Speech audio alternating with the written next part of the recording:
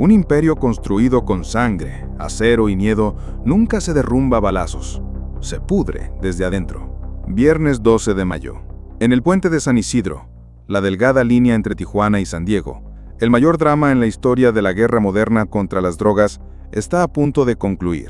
Esto no es una redada, no es una batalla, es una transferencia de poder calculada al segundo, una venta de almas tasada en la supervivencia de todo un clan. En Washington, D.C., en una habitación sellada por el silencio y el poder, Ovidio Guzmán, alias el Ratón, el hijo encarcelado de la leyenda, ha puesto sobre la mesa de negociaciones el único activo que le quedaba, la verdad.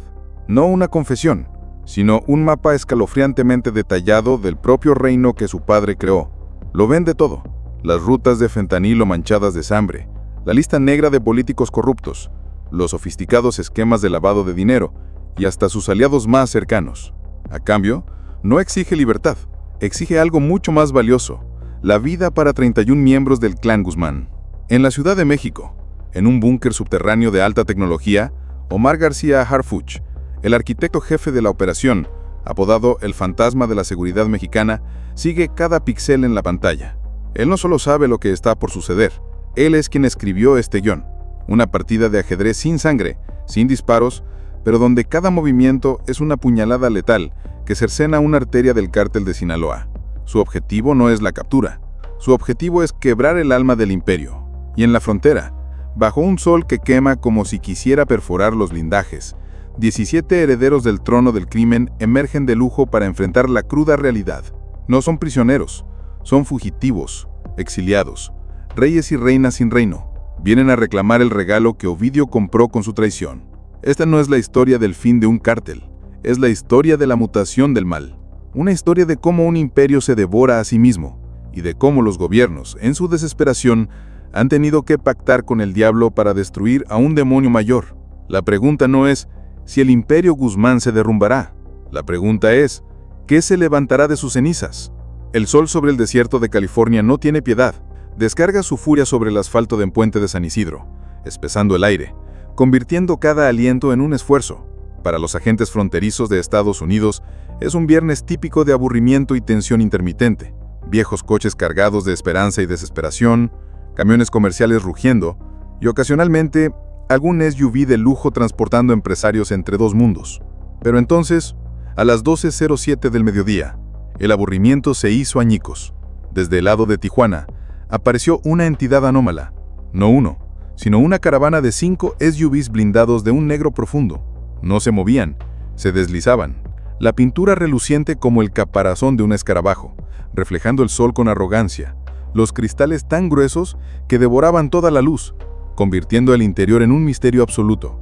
Lenta, casi desafiantemente, avanzaron hacia el punto de control.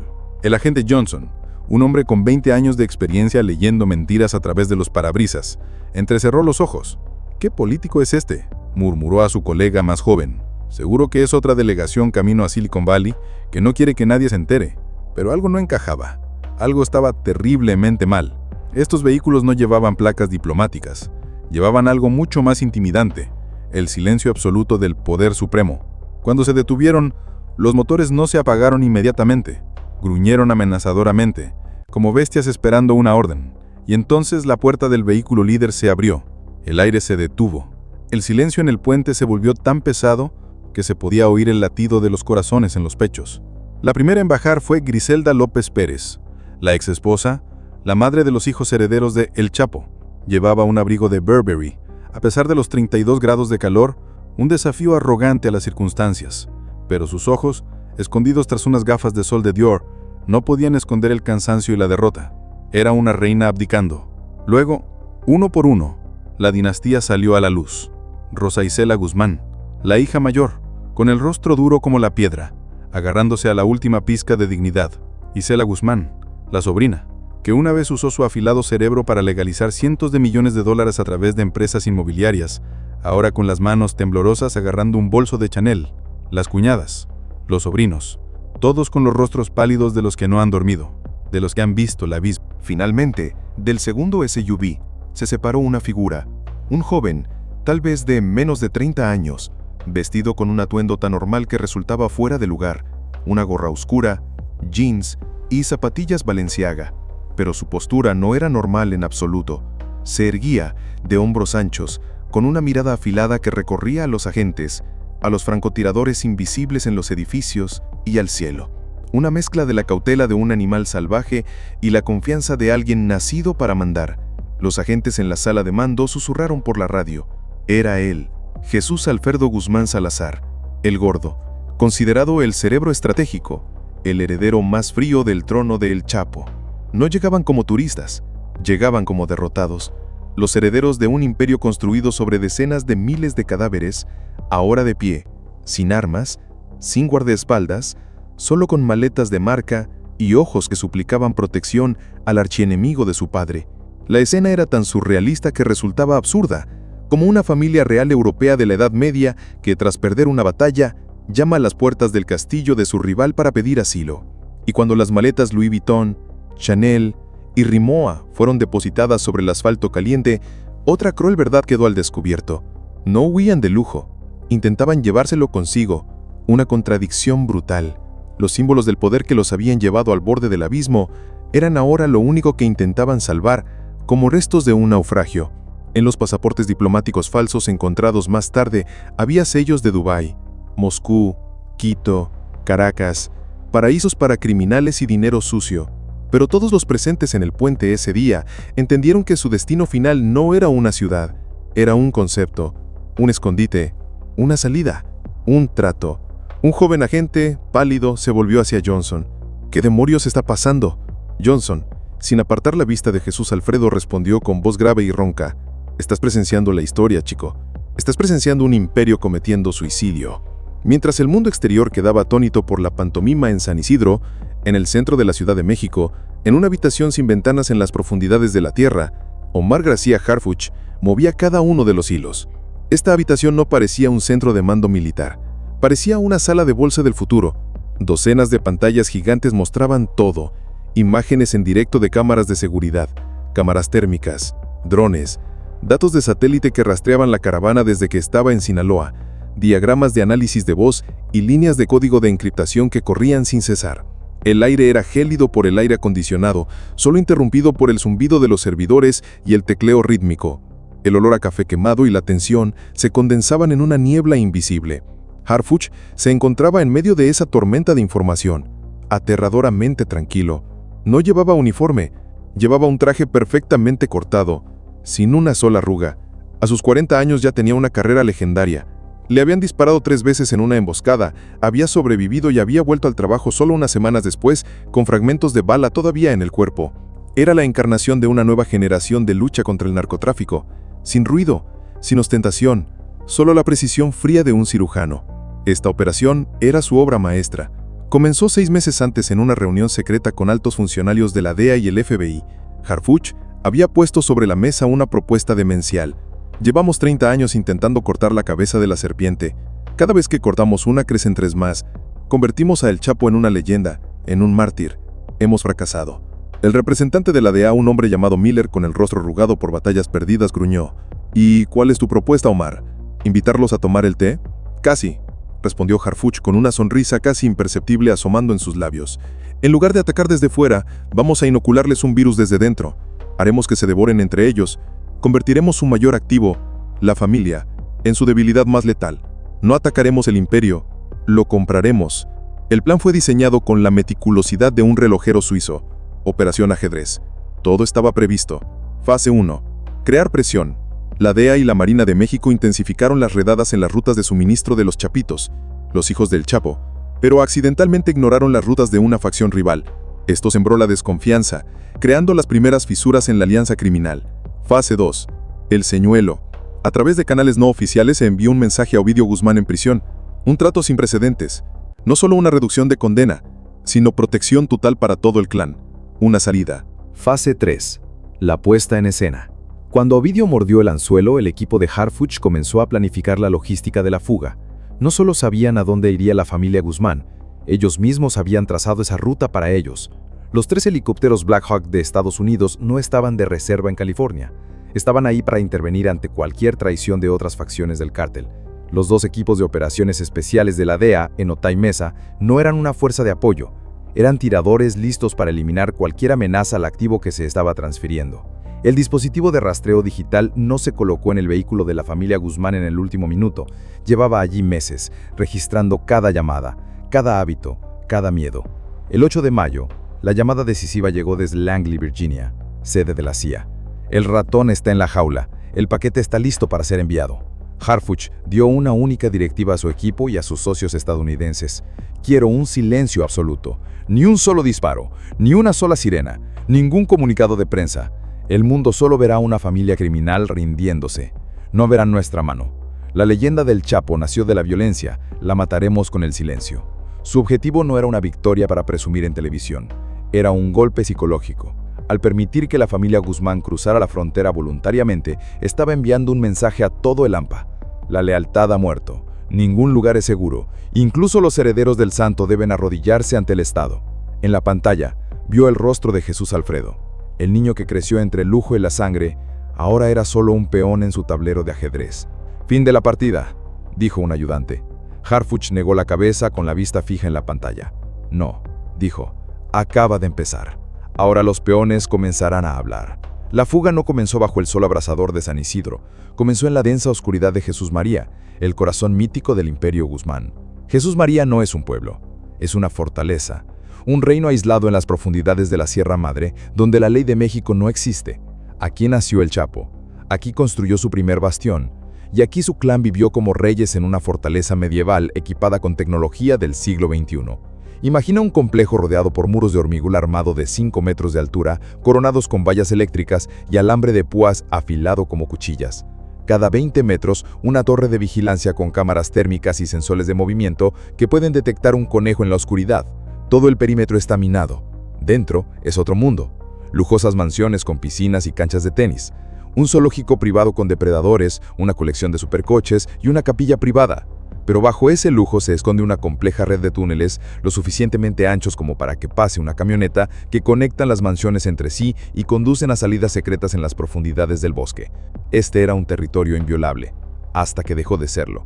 El colapso comenzó con susurros, rumores del trato de Ovidio, noticias de cargamentos incautados de forma sospechosa, purgas internas. El fuego había comenzado en los márgenes del imperio y ahora lamía su centro. La noche del 5 de mayo, en la mansión principal tuvo lugar una reunión familiar de emergencia. No una reunión, una disputa. «¡No podemos irnos!», gritó uno de los sobrinos del Chapo golpeando la mesa de caoba. «Esta es nuestra tierra. Luchamos. Morimos aquí». Griselda López, con la fría calma de quien ha sobrevivido a muchas guerras, respondió. «¿Morir por qué? ¿Por un nombre? El imperio ya está muerto. Nuestra propia gente nos está cazando. El Mayo Zambada quiere la cabeza de mis hijos. Los de Jalisco ofrecen una recompensa por nosotros. Quedarse aquí es suicidio». Jesús Alfredo, que había permanecido en silencio todo el tiempo, finalmente habló. Su voz no era alta, pero cortó todo el ruido. «Mamá tiene razón. La lealtad se ha convertido en una mercancía. Esta fortaleza ya no nos protege. Es una caixa». Desplegó un mapa satelital sobre la mesa. «Este es el plan. Nos vamos a las 3 de la mañana. 3 Suburbans blindadas nivel 6. Placas falsas de una empresa agrícola. No iremos hacia Culiacán. Es una trampa. Daremos un rodeo por Badiraguato, Guamúchil, hasta un hangar privado en Abolato. Desde allí, un Gulfstream nos llevará a Tijuana». El silencio llenó la reunión. Era el reconocimiento más amargo. Ellos, los rulantes de Sinaloa, ahora tenían que huir a escondidas por su propia tierra como ladrones. A las 3:12 de la madrugada del 6 de mayo, bajo una luna roja como la sangre, la fortaleza de Jesús María fue testigo de la huida de sus reyes. 3 SUVs blancos, sin luces, se deslizaron silenciosamente por una puerta secreta oculta tras una cascada artificial. Dentro nadie dijo nada. El silencio era más pesado que el grueso blindaje que los rodeaba. Cada uno estaba perdido en sus propios pensamientos. Griselda abrazaba una caja de madera que contenía las cartas del Chapo. Jesús Alfredo miraba fijamente la pantalla del GPS, su cerebro calculando cada riesgo. Los niños dormían en brazos de sus madres, sin saber que dejaban su hogar por última vez. El viaje de 9 horas fue una prueba de nervios. Pasaron por pueblos donde la gente solía inclinar la cabeza ante ellos y que ahora podían albergar traidores. Evitaron controles militares por los que antes habrían pasado con una simple llamada telefónica. En un cruce cerca de Guamúchil, sus corazones se detuvieron. Una caravana de camionetas con hombres armados y enmascarados bloqueaba el camino. ¿Eran ellos? ¿Un grupo disidente?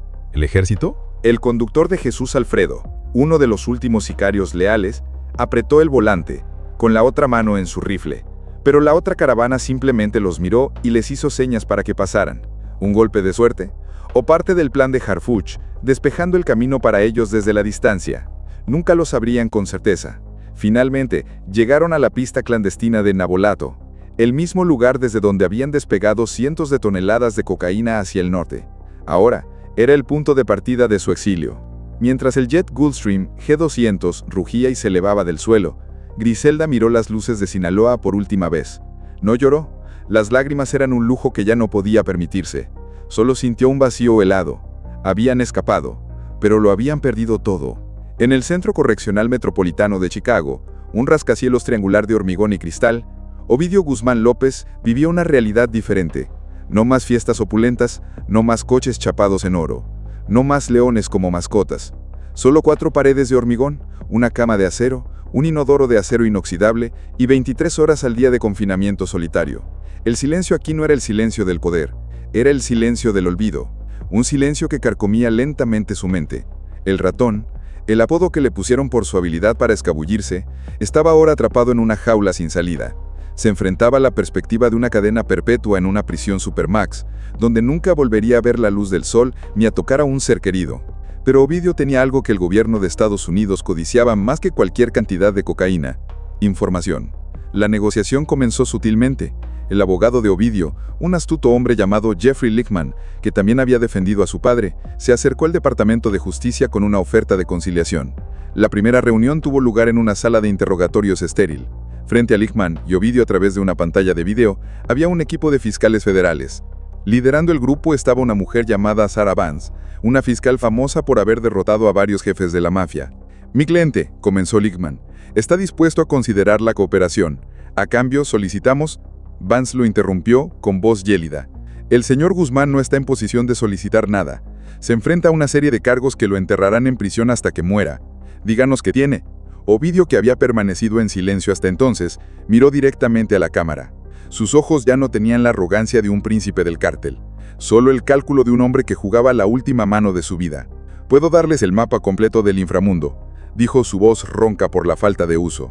Y entonces empezó a desplegar sus cartas. «Rutas de fentanilo. Ustedes buscan fentanilo en la frontera. Error. La mayor parte no pasa por ahí. Se camufla en cargamentos de piñas y aguacates, a través del puerto de Manzanillo. Puedo darles los nombres de las navieras, los números de contenedores y los nombres de los funcionarios de aduanas mexicanos que están en nuestra nómina. Lavado de dinero. Creen que lavamos dinero en casinos. Eso es anticuado. Estamos construyendo resorts en Cancún y Tulum. Compramos pequeños equipos de fútbol. Invertimos en startups tecnológicas en Guadalajara. Tengo una lista de empresas fantasmas y directores testaferros.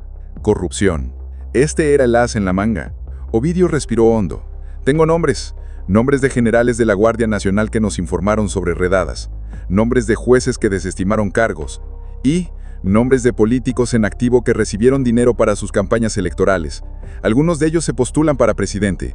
La sala del lado de los fiscales se sumió en silencio. Esto no era una confesión, era una bomba nuclear. Lichtman intervino. «A cambio de todo eso, no pedimos la libertad para el señor Ovidio, pedimos la vida.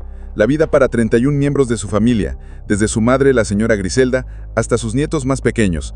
El programa de protección de testigos, nuevas identidades, ciudadanía estadounidense e inmunidad por delitos no relacionados con homicidios anteriores a 2021. Era una petición sin precedentes.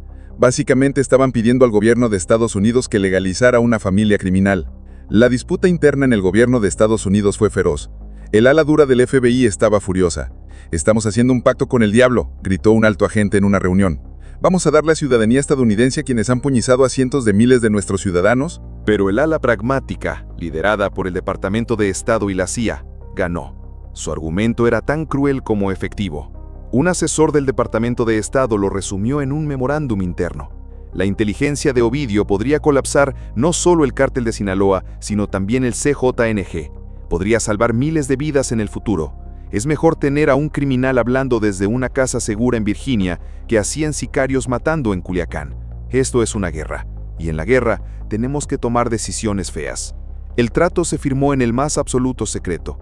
Ovidio Guzmán López, el ratón, había vendido el alma del imperio para salvar su linaje. Cuando la noticia del acuerdo comenzó a filtrarse por los canales de inteligencia, un terremoto sacudió el Lampa. Operadores de nivel medio en Sinaloa desaparecieron de la noche a la mañana, huyendo a Sudamérica. Purgas sangrientas tuvieron lugar en Tijuana y Guadalajara, mientras las facciones intentaban silenciar a aquellos que Ovidio podría delatar.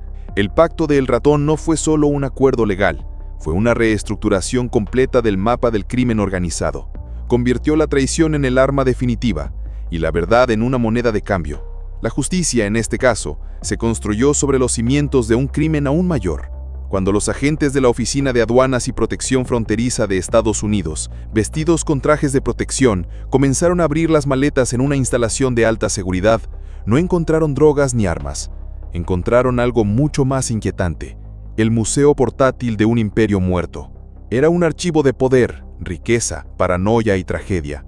En particular, las 3 maletas de Griselda López Pérez eran como capítulos de un libro que narraban una vida inimaginable.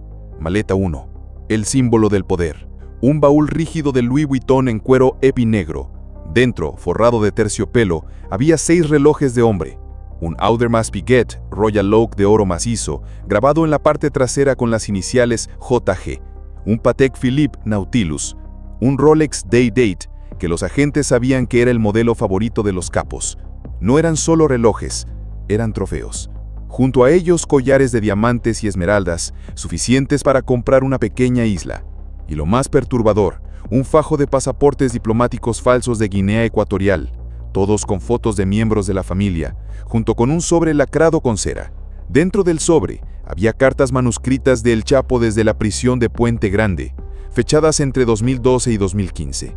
Garabatos llenos de poder, ordenando guerras, asesinatos y rutas de drogas desde detrás de las rejas. Se había llevado consigo la prueba de los crímenes de su marido, como una especie de retorcido talismán. Maleta 2. El archivo de la riqueza y el dolor. Una maleta de aluminio Rimowa. Estaba llena de documentos legales, escrituras notariadas de propiedades en Dubái, ranchos en Sinaloa, áticos en Quintana Roo. La prueba de un vasto imperio financiero, pero intercalados entre ellos había objetos dolorosamente personales. Un rosario de madera desgastado por el exceso de uso.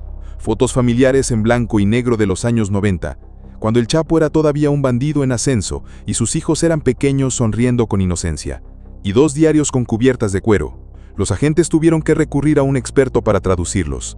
Griselda escribía sobre noches solitarias en mansiones de lujo, sobre el miedo constante cada vez que un coche se detenía afuera, sobre el silencio que tenía que mantener para sobrevivir. Una frase, escrita en tinta azul y subrayada 2 veces, obsesionó a los agentes. Dicen que los diamantes son para siempre. Mintieron. El miedo es para siempre. Las joyas no pueden protegerte de los disparos cuando todo lo que amas está armado hasta los dientes. Maleta 3. El legado del futuro. Esta maleta era la más pequeña y ligera, de Chanel, pero su contenido era el más pesado simbólicamente. No había oro ni papeles, solo 5 juguetes de madera usados, cada uno con el nombre de uno de sus nietos grabado. Un pequeño caballo balancín, un tren, bloques de construcción. El recuerdo de una inocencia robada. Junto a ellos, una copia desgastada de El Príncipe, de Maquiavelo, con cientos de notas manuscritas a lápiz en los márgenes. Y envuelto con sumo cuidado en un pañuelo de seda de Hermès, un pequeño retrato al óleo de El Chapo, enframado en oro. No sonreía, miraba directamente al espectador, una mirada que mezclaba el encanto campesino con la crueldad de un conquistador. Era el santo de la familia, el dios del imperio, ahora reducido a un recuerdo portátil. Los agentes se miraron en silencio. Esto no era equipaje, era una cápsula del tiempo. La prueba arqueológica de cómo una familia ascendió desde la pobreza para gobernar una nación, comprar gobiernos y finalmente autodestruirse. Cada objeto era una historia de crimen sin límites y la nostalgia de quienes saben que el tiempo del poder ha terminado. El colapso de un imperio no siempre suena a disparos. A veces es solo el lento cierre de una maleta llena de recuerdos imborrables y crímenes imperdonables. Mientras la familia Guzmán era procesada en una instalación segura de Estados Unidos, en Sinaloa, la tierra se abrió y el infierno emergió. La rendición del clan no trajo la paz, creó un vacío de poder y la naturaleza, al igual que el hampa, aborrece el vacío. Lo que siguió no fue una guerra, fue una purga masiva, un frenesí de violencia y traición, una guerra de todos contra todos. La primera ruptura fue con el cártel Jalisco Nueva Generación, liderado por el Mencho, un hombre brutal y paranoico. Antes socios reacios, ahora veían la rendición de los Guzmán como un acto de traición y una oportunidad de oro para apoderarse de las jugosas plazas, territorios, de Sinaloa. Escuadrones de sicarios del CJNG, mejor equipados que el ejército mexicano, cruzaron las fronteras estatales, trayendo consigo una nueva marca de violencia, decapitaciones, disoluciones en ácido y el despliegue de pancartas amenazantes en los puentes. La segunda ruptura fue aún más dolorosa. Vino desde dentro. El Mayo, Zambada, el viejo y misterioso socio del Chapo que nunca ha sido capturado, vio la oportunidad de eliminar a los Chapitos y poner a su propia facción en el poder. Hombres leales al Mayo comenzaron a cazar a los leales a los Guzmán, pero el peor colapso provino de la propia estructura que el Chapo había creado. Había construido su imperio sobre una red de facciones semiautónomas. Ahora, con el centro de poder desaparecido, esas facciones se convirtieron en serpientes sin cabeza, mordiéndose unas a otras. En Culiacán, los ninis, el ejército de sicarios jóvenes y despiadados de Ovidio, ahora sin nadie que les pagara, se convirtieron en ladrones, secuestradores y asesinos a sueldo. En Choice, un grupo disidente usó drones comerciales equipados con explosivos C4 para emboscar un convoy de la Guardia Nacional, matando a 6 soldados. El mensaje era claro: ya no había reglas. En Guasave, un tiroteo de 3 horas entre 2 antiguas facciones de Sinaloa convirtió un mercado en un campo de batalla, con civiles atrapados en medio. La violencia se volvió personal y brutal. Se colgaban cuerpos de los puentes con mensajes escritos a mano. Este es el precio de la traición. Hombres eran ejecutados a plena luz del día en calles concurridas. Familias de presuntos soplones desaparecían sin dejar rastro. Para entender este caos, hay que verlo a través de los ojos de El Espectro. Su nombre real era Mateo, un sicario de 35 años que había jurado lealtad al Chapo desde que era un adolescente. Para él, los Guzmán no eran jefes, eran dioses. Había luchado, había matado y estaba dispuesto a morir por ellos. Cuando se enteró de la rendición, el mundo de Mateo se derrumbó. No fue solo una traición, fue una blasfemia. Nos vendieron, gruñó a su pequeño grupo restante en una sucia casa de seguridad. Nos cambiaron nuestras almas por una vida cómoda en Estados Unidos, mientras nosotros nos quedamos aquí para ser despedazados. Mateo y su grupo no se unieron a la guerra por el territorio. Empezaron su propia cruzada. Cazaban a los traidores, a los que habían cambiado de bando. Se convirtieron en fantasmas de venganza, los ejecutores de una retorcida justicia del viejo mundo. En 90 días, las agencias de inteligencia registraron algo asombroso: más de 17 traiciones de alto nivel. Jefes de plaza abandonaron sus territorios. Contables desaparecieron con los libros de cuentas. Comandantes de sicarios vendieron información sobre laboratorios y cargamentos a cambio de clemencia. La rendición de la familia Guzmán no apagó el fuego, le echó gasolina. No solo escaparon de una guerra, su propia huida provocó una nueva guerra, una mucho más caótica e impredecible. Un imperio criminal no se derrumba cuando el Estado lo destruye, se derrumba cuando sus soldados ya no saben por qué luchan. Y en Sinaloa, ya nadie estaba dispuesto a morir por un rey en el exilio. Solo luchaban por sobrevivir. Cuando la puerta blindada del avión de transporte C-170 de la Fuerza Aérea de Estados Unidos se cerró de golpe en la pista de la base de la Fuerza Aérea Andrews, no fue solo el sonido del metal, fue el sonido de un mundo muriendo y otro, extraño y aterrador, comenzando. Para los 17 miembros de la familia Guzmán, la libertad no fue un regalo, fue una sentencia. Una sentencia a vivir una vida que no era la suya, en una prisión sin barrotes, pero con muros invisibles aún más fuertes. Fueron llevados a una instalación secreta en Virginia, donde el Programa Federal de Protección de Testigos, WITSEC, comenzó el proceso de borrar sus identidades. Fue un proceso tan meticuloso como cruel. Nuevos nombres, nuevos pasados. A cada uno se le asignó un nuevo nombre, una nueva fecha de nacimiento, una historia familiar cuidadosamente inventada. Tenían que memorizar su nueva historia como un actor memoriza un guión. Ya no eran los Guzmán, eran los Miller, los Smith, los Johnson. Nuevas apariencias. Se tiñó el pelo, se cambiaron los estilos. Se les animó a cambiar su forma de vestir, de caminar. Todo rastro del lujo estilo Sinaloa debía ser eliminado. Nuevas vidas. Se les enseñaron las habilidades básicas de una persona normal. Cómo usar una tarjeta de crédito, cómo rellenar una solicitud de empleo, cómo hablar con los vecinos sin revelar nada. Fueron dispersados por suburbios anónimos de todo Estados Unidos, un aburrido pueblo de Ohio, una tranquila comunidad de Carolina del Norte, un barrio residencial en las afueras de Seattle. Pero no se puede borrar la memoria. Griselda López fue la que más se resistió. Se negó a cortarse su largo pelo negro. Se negó a abandonar su marcado acento de Sinaloa. En las sesiones de terapias psicológicas obligatorias, simplemente se sentaba en silencio, con la mirada llena de desafío. Los informes del FBI la etiquetaron como sujeto de alto riesgo de incumplimiento. Para ella, renunciar a su identidad era peor que la muerte. Era el reconocimiento final de la derrota. Por el contrario, Jesús Alfredo Guzmán Salazar, el Gordo, mostró una alarmante capacidad de adaptación. Se cortó el pelo, empezó a ir al gimnasio y aprendió inglés con una fluidez asombrosa. Se mostró cooperativo en todas las sesiones de entrenamiento. Para el personal de WITSEC era una señal positiva, pero para algunos analistas de alto nivel del FBI era una enorme bandera roja. Un tigre no cambia sus rayas, solo aprende a camuflarlas mejor. Temían que no se estuviera reintegrando. Estaba aprendiendo, observando, preparándose para un futuro regreso bajo un nuevo nombre, con nuevas habilidades. Sus nuevas vidas eran una serie de pequeñas torturas psicológicas. Una sobrina, acostumbrada a tener sirvientes, ahora luchaba con una lavadora automática en una lavandería pública. Un hijo, que solía ordenar ejecuciones, ahora tenía que hacer cola en el DMV, Departamento de Vehículos Motorizados, para obtener un permiso de conducir. Cada vez que pagaban en efectivo en el supermercado, veían al cajero virarlos con sospecha. Cada vez que un coche ralentizaba frente a su nueva casa, sus corazones se aceleraban. Cada noche, cuando el silencio del suburbio americano los envolvía, los fantasmas del pasado regresaban.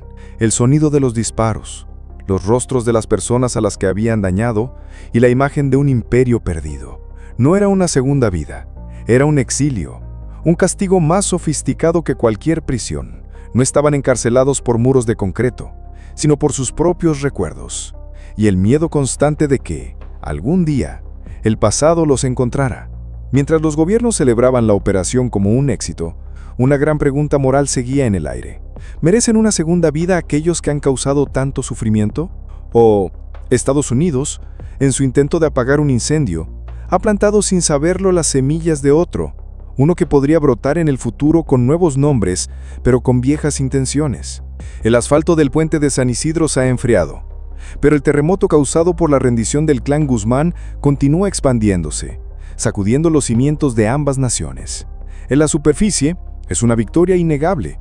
El imperio de Sinaloa, una estructura criminal que perduró y prosperó durante más de 3 décadas, ha sido decapitado y desintegrado. El flujo de información de Ovidio Guzmán ha llevado a cientos de arrestos, miles de millones de dólares congelados y la interrupción de rutas clave de narcotráfico. Omar García Harfuch ha demostrado una nueva doctrina de seguridad. La inteligencia y la estrategia pueden ser más poderosas que las balas. La cooperación silenciosa entre México y Estados Unidos ha alcanzado un nivel de eficacia sin precedentes.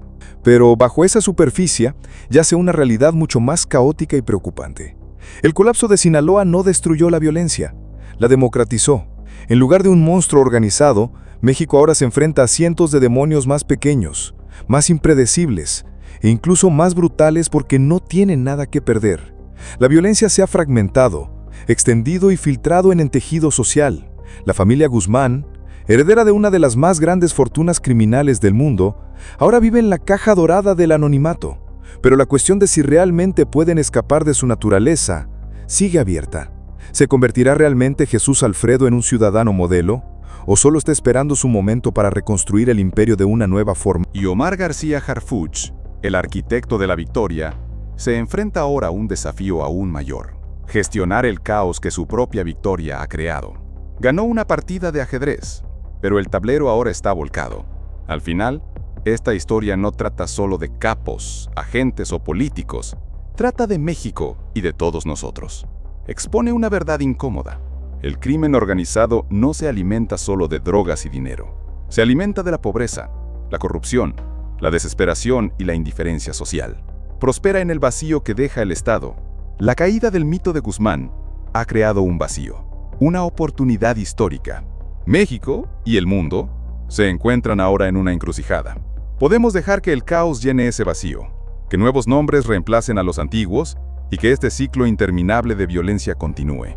O podemos aprovechar esta oportunidad para construir algo diferente, una sociedad donde el Estado de Derecho no sea una opción, donde la educación y las oportunidades sean la mejor vacuna contra el atractivo del AMPA, y donde la justicia se construya con verdad, memoria y valentía, y no con pactos en la oscuridad con el diablo. Este no es el final de una historia, es el comienzo de una decisión colectiva. La historia está observando, y la pregunta final no es para la familia Guzmán, ni para Omar García Harfuch. Es para todos nosotros. ¿Continuaremos normalizando la barbarie? ¿O tendremos el coraje de construir un futuro donde leyendas como el Chapo nunca más puedan echar raíces?